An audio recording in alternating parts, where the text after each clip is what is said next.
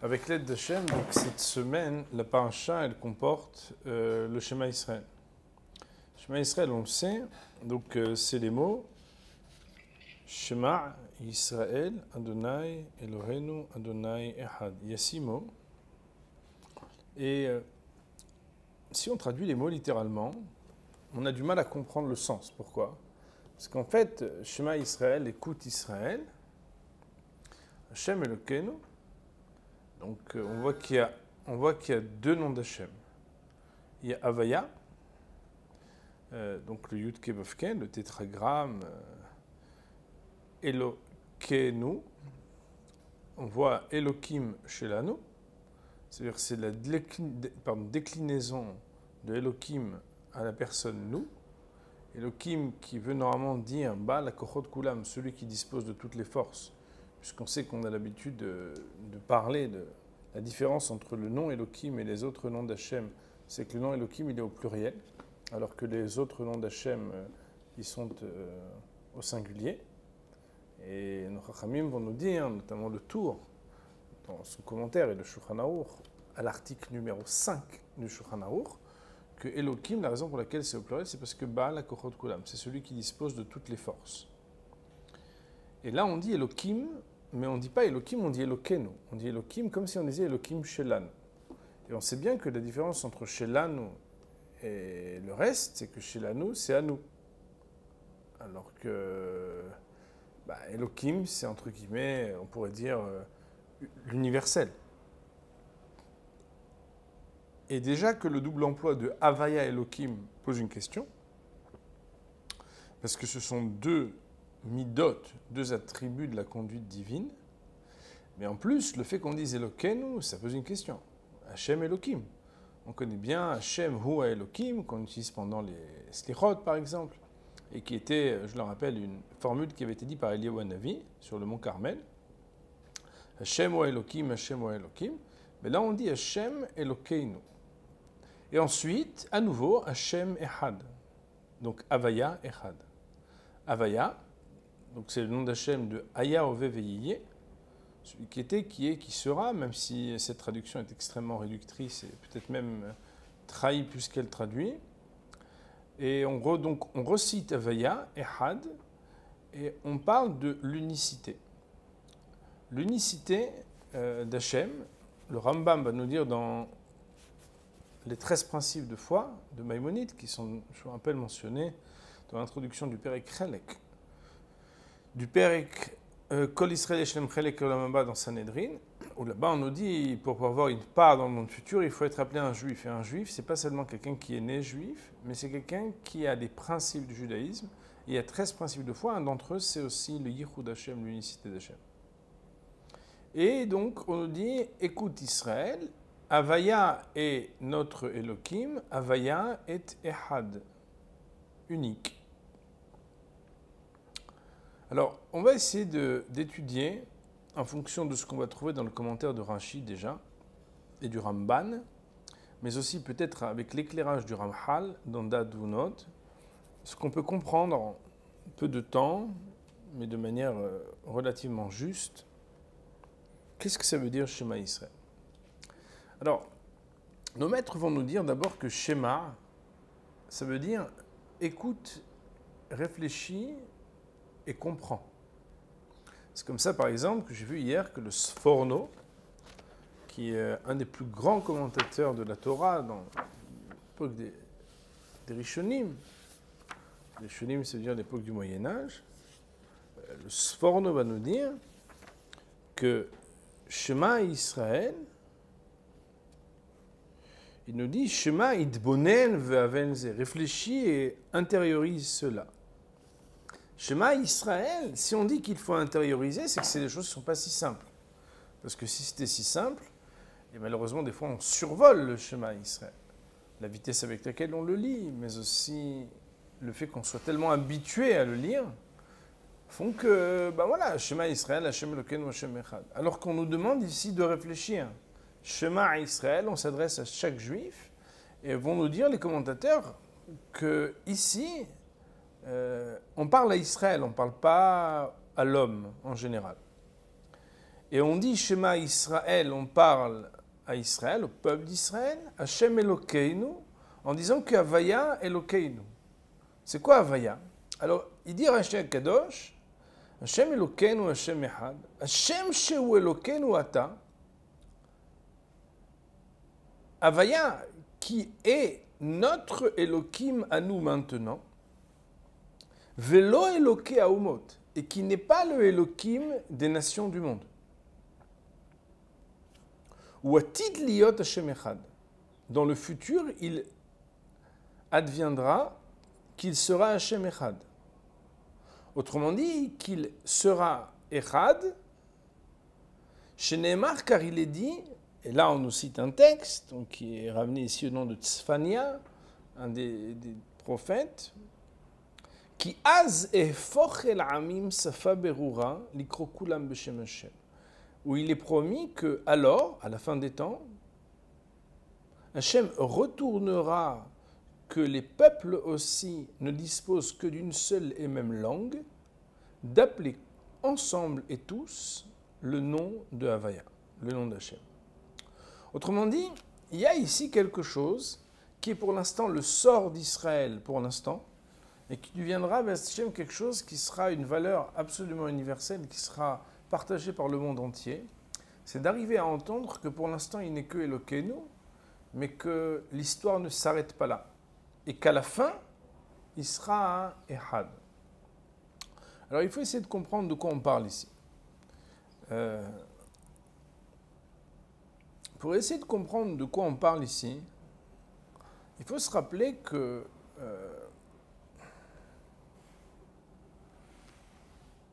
a priori dans Rashi, on a l'impression que c'est pas vrai ce qu'il dit. Quoi, Hachem, il n'est pas le Elohim des Umot aujourd'hui? Bien sûr que oui. Hachem, il a créé le monde, et qu'on le veuille ou non, Akadosh Baruch Hu engage les nations autant que le reste. D'ailleurs, ils ont même les mitzvot des Noirs, ils ont les mitzvot des non-juifs, ils doivent avoir leurs croyances, on sait bien qu'il y a beaucoup de peuples qui sont croyants, et puis qu'ils croient ou non, c'est un petit peu comme un juif qui ne croit pas, c'est pas parce qu'il ne croit pas que Hachem, il n'est pas son Elohim. Qu'est-ce que ça veut dire cette histoire? En réalité, ce qu'il faut comprendre ici, c'est que la manière avec laquelle Akadosh Baruch Hu se présente n'est pas toujours visible aussi facilement avant que le Yichud ne se révèle. Le Yichud, ça veut dire l'unicité. Et le Ramban, Nachmanide, mais le Rambam, Maïmonide et d'autres commentateurs, mais on n'a pas besoin d'aller si loin, puisque déjà dans la Gemara, nos maîtres vont nous dire que quand on dit Shema Israël Hashem Elokeinu Hashem Echad, il s'agit d'accepter sur soi le joug de la royauté divine. Ce qu'on appelle la Malchut Shamayim. Malchut Shamayim, ça veut dire d'accepter que Akadosh Baruch Hu, il est le roi du ciel. Et il faut essayer de comprendre qu'est-ce que ça veut dire la Malchut. Alors il faut savoir que dans les sphères, dans les sphirotes, la sphère la plus haute, c'est le Keter, c'est la volonté. Et la sphère la plus basse, c'est la Malchut. Et d'ailleurs, la Malchut qui veut dire la royauté. Et d'ailleurs, dans les différents mondes, ça c'est peut-être un tout petit peu moins connu, mais c'est des choses qui sont quand même établies, on a donc Keter, Chochma, Bina, Chesed, Gvura, Tiferet, Netzach, Hod, Yesod, Malchut. Et en réalité, quand se déploient les mondes, dans leur déploiement, la Malchut du monde du dessus est aussi le Keter du monde d'en dessous. Autrement dit, quelque part, il y a une jonction entre la fonction et la nature. Dans la nature du monde, par exemple du monde 1, par exemple du monde d'Atzilut, peu importe, même je parle de choses que je ne maîtrise pas, mais donc dans Atzilut, il y a Keter, après il y a la Malchut, et cette Malchut-là, elle va être le Keter de Bria. Et la Malchut de Bria va être le Keter de Yetzira, etc. Ça veut dire qu'en fait, il y a une identité double de ce qu'on appelle la malchoute. Et c'est très intéressant puisque quand on dit par exemple d'accepter sur soi le joug de la royauté divine, mais en fait on ne traduit pas littéralement puisque le joug de la royauté, malchoute, shamaim, la royauté du ciel. En réalité, il est très difficile dans le monde dans lequel on vit d'arriver à voir que du déploiement de ce que l'on voit dans ce monde matériel, on le connecte à la volonté d'Hachem. Pourquoi ? Parce que ce déploiement, en fait, il a l'air d'être multiple. Et on sait que l'unicité d'Hachem, elle est tout sauf ce qui permet d'être définie comme une unité numérale ou une unité qualitative. C'est quoi une unité numérale ? C'est 1 et pas 2. 1 et pas 3. Nous, on a l'habitude de dire que 1, c'est 1 avant d'être 2. Sauf que nos Chachamim vont nous dire, si tu dis que 1 c'est 1 et pas 2, c'est qu'en fait tu limites Hachem. Parce que tu as l'impression de dire que 1 est pas. Mais 1 est pas, ça veut dire que 2 c'est plus. Et d'ailleurs, on sait que le plus grand problème qu'on a dans l'idolâtrie, à la base, tel que le Rambam va le dire et d'autres, c'est que penser qu'il peut y avoir un autre reshoot, une autre possibilité de gouverner et d'être souverain, c'est penser qu'il y a quelque chose de la dualité. Ça veut dire que quelque part, Hachem, il est un, mais il y a 2 et 3 et 4, mais il est un. Alors que cette définition de l'unicité, elle est fausse. C'est pas ça. De la même manière, un bon, un bien, dans la qualification du un, c'est aussi quelque chose qui doit être étranger à la manière avec laquelle on qualifie Akadosh Baruch Hu. Pourquoi ? Parce qu'on sait que normalement, on ne peut pas parler des qualités d'Hachem. La Gemara dans Masechet Brachot va nous dire que celui qui commence à dire les qualités d'Hachem, il n'aurait pas le droit de s'arrêter jusqu'à mourir, et même au-delà. Parce qu'on pourrait lui dire quoi ? Et c'est tout, et c'est tout, et c'est tout. Et nos Chachamim vont même nous dire que si les Anshei Knesset Gdola n'avaient pas, dans les sages de la Grande Assemblée, institué la manière à laquelle on dit la prière, pour dire « Akel Agadol Agibor Ve'anora » en citant les 3 pôles qui viennent caractériser dans la prière la manière à laquelle on essaye de qualifier Akadosh Baruch Hu, c'est parce que les sages de la Grande Assemblée ont trouvé dans ces 3 attributs une manière de globaliser quelque chose que eux se sont permis de faire. Mais sinon, on n'aurait même pas le droit de parler d'Akadosh Baruch Hu. Sauf que, il y a une chose qui peut se faire, mais qui se fait par la réflexion, qui se fait par la profondeur de notre observation. C'est quoi ? C'est ce qu'on appelle le Gilouï du Yichud. C'est quoi le Gilouï du Yichud ? C'est d'arriver à comprendre que En Od Milevado. C'est quoi En Od Milevado ? Il n'y a rien d'autre que lui. C'est quoi rien d'autre que lui ? Rien d'autre que lui, nous dit le Maharal de Prague. Ça ne veut pas dire qu'il y a lui, et voilà, et c'est lui qui dirige tout. Non. Les Chachamim vont nous dire il n'y a rien d'autre que sa volonté. Et qu'en réalité, même dans ce qu'on constate d'un monde matériel, et d'un monde qui, qu'on le veuille ou non, dans notre perception à nous, il a l'air d'être celui qui éparpille et qui se sépare de la volonté d'Hachem. La vraie question, par exemple, c'est la question du mal. Le mal a l'air d'être le contraire de la volonté d'Hachem. Il propose le contraire de la volonté d'Hachem. La tentation, la faute, le mal, l'incarnation, toutes ces personnes qui font du mal, qui veulent du mal, qui réalisent des choses contraires à la volonté divine. On pourrait imaginer, comme certains d'ailleurs ont pensé, que Akadosh Baruch Hu, lui, est le maître des forces du bien. Mais il y a des personnes ou des forces qui maîtrisent le mal, Khalila. Nous dit le Ramchal, Khalila de penser une chose pareille. Oui, mais alors comment expliquer ? Comment comprendre ? Alors là, il y a ce qu'on appelle le Gilouï HaYichud. Le Gilouï HaYichud, écoutez bien, c'est que même le mal qui apparaît être mal n'est pas un mal pour le mal, mais un mal pour un bien. Et il vient révéler l'unicité de la volonté de Hachem. Pourquoi ? Parce que nous avons une foi parfaite dans ce qui est dit que Kol ma shebara Akadosh Baruch Hu be'olamo lo berao ela lichvodo. Tout ce qu'Akadosh Baruch Hu, comme le dit la Mishnah dans Pirkei Avot, tout ce qu'Akadosh Baruch Hu a créé dans son monde, il ne l'a créé que pour le Kavod Malchuto. Kavod Malchuto, ça veut dire rendre hommage et honneur à sa Malchut. C'est quoi rendre hommage et honneur à sa malchoute? C'est que dans la malchoute, on a l'impression qu'on est très éloigné. D'ailleurs, c'est l'endroit le plus éloigné de la volonté. Au point que parfois, quand on est trop éloigné, on ne voit plus la source et on ne voit plus l'origine. C'est exactement l'expérience que l'on vit dans notre monde. Dans notre monde, qu'est-ce qui se passe? C'est qu'on est tellement éloigné de l'origine que on a parfois l'impression d'être abandonné par la volonté d'Hachem. Alors on dit ici, Shema Israël, toi qui as la foi d'Israël, réfléchis, observe, décrypte que Hachem Elokeinu, qu'en réalité, ce que tu crois être loin, que ce que tu crois être la rigueur, que ce que tu crois être l'écartement de la volonté d'Hachem, nous, d'ores et déjà, nous savons qu'il est Elokeinu. C'est quoi Hachem ou Elohim? C'est qu'en réalité, pour nous, en fait, qu'on voit la bonté ou qu'on aperçoive une rigueur, qu'on voit quelque chose qui a l'air d'être unique ou qu'on ait l'impression de voir quelque chose qui a l'air d'être multiple, cela ne remet rien en question de notre foi à l'unicité. Parce que pour nous, en fait, Hachem Elokeinu. Il n'y a pas de différence dans notre perception parce que nous avons cette foi et cette attitude d'observation qui fait que le mal nous pose des questions mais ne nous effraie pas. Il nous dérange mais il ne nous brise pas.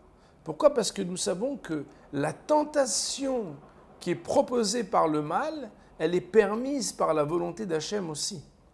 Elle est donc dominée par la volonté d'Hachem. Et écoutez bien, elle sera résolue et dissoute par la volonté d'Hachem.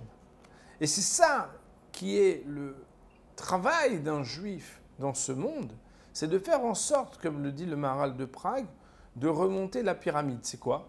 C'est de faire en sorte que lorsque dans cette pyramide, on part du sommet de ce triangle qui était unique, et que très bas, en fait, les choses s'éparpillent et se multiplient, notre travail, c'est de reprendre ce qui était éparpillé et d'essayer par notre travail de mitzvot, de décryptage, d'arrangement, de viser le plus possible à la réunion et la réunification. Nous dit le Shema Israël, Hachem Elokeinu. Pour l'instant, c'est que Elokeinu, ça veut dire quoi? En réalité, il n'est pas que Elokeinu. Mais dans la perception, dans l'observation et dans le travail, le peuple juif est celui qui est le plus à même à pouvoir observer l'unicité d'Hachem dès maintenant. Hachem Echad, mais nous dit Rashi Kadosh, à la fin des temps, la promesse sera que le monde entier découvrira l'unicité d'Hachem. Et ça, c'est un sujet qui est fondamental parce que nous banalisons lorsque nous lisons le Kriyat Shema et il y a un petit remez. Le mot Shema, Shin Mem Ain, on sait que le Shin et le Sin, c'est juste le point qui change. Shin Mem Ain fait allusion, nous disent nos maîtres, à Seu Marom Einechem. Il y a un verset qui dit Seu Marom Einechem Ur'u Mi Bara Ele. Levez aux cieux vos yeux et regardez Mi Bara Ele. Qui a créé tout ceci au pluriel? Et nos maîtres vont dire que Mi et Ele, c'est les lettres de Elohim. Qui a fait ceci? Qui a fait ceci? La réponse de qui a fait ceci, c'est Elohim. C'est Umarom Enechem, quand on dit Shema Israël, on doit être capable de lever les yeux au ciel et de se dire, mais qui a créé tout cela? Ça veut dire quoi tout cela? Cette multiplicité, qu'est-ce qu'elle est? Elle n'est que la révélation et la manifestation de la volonté, le Ratzon, le Keter, la volonté d'Hachem dans un monde qui a priori est totalement éparpillé. Et c'est ça le Kvod Malchut. Quand on dit Baruch Shem Kevod Malchuto Leolam Vaed. Le Kavod de la Malchut Shemaim, rendre l'honneur, accepter le joug de la royauté du ciel, c'est comprendre qu'à part sa volonté, il n'y a rien. Et c'est pour ça que ce verset, il est tellement puissant, parce qu'en fait, à partir du moment où un homme peut savoir quand il dit Shema Israël Hashem Elokeinu Hashem Echad, que l'unicité d'Hachem, c'est qu'il n'y a rien d'autre que sa volonté. La volonté d'Hachem, c'est la seule chose qui est la réalité du monde. Eh bien, mes propres volontés, les volontés des autres, les choses qui semblent être menaçantes, qui semblent être difficiles, qui semblent être des épreuves, si elles ne sont que l'émanation de la volonté d'Akadosh Baruch Hu, on vit dans un monde spirituel. Et ça, c'est le verset du Ham Israël. Le verset du Ham Israël, c'est de vivre dans cette bulle extraordinaire qui est que du début jusqu'à la fin, et peut-être même au-delà, même si on n'a pas le droit d'en parler, il n'y a En Od Milvado, rien d'autre que lui. Et ça montre que la manière avec laquelle on parle et on scande l'unicité d'Hachem, c'est que l'unicité d'Hachem ne se dit pas uniquement dans ce que l'on voit de la manifestation d'Hachem, mais que même là où d'autres auraient pu dire « ouais, mais ça, c'est pas lui », nous, on est capable de dire « non, ça aussi, ça ne peut pas faire défaut au Yichud Hachem ». Il arrivera un jour où le mal sera tellement anéanti, où les épreuves seront tellement réduites, où les maladies seront tellement résolues, que Vaya Hashem le Melech al kol haaretz, à ce moment-là, la Malchut Shamaim sera sur toute la terre, et à ce jour-là, Behemet, et ça fait partie de la fin du schéma quand on dit Hashem Elokeinu, aujourd'hui, Ata ou Elokeinu, là les mots de Rashi prennent tout un autre sens. Hashem Sheu Elokeinu Ata. Avaya, qui est notre Elohim maintenant, Velo Elohe Haumot, et qui n'est pas celui qui, pour les nations du monde, est reconnu comme celui qui maîtrise toutes les forces, ou Atid Liot Hashem Echad. À la fin, il arrivera que Isra Echad, ça veut dire quoi Isra Echad? Il sera reconnu par tous comme Echad, et c'est en même temps une constatation, une acceptation de la volonté divine, mais aussi une prière à Hashem qu'il presse très rapidement et hâtivement cette situation, ce moment de dénouement qu'on souhaite très bientôt, ou Be'ezrat Hashem, Bayom Ha'ou Yeh Hashem Echad, ou Shmo Echad. On va dire Baruch Hanei Le'olam, Amen Ve'amen.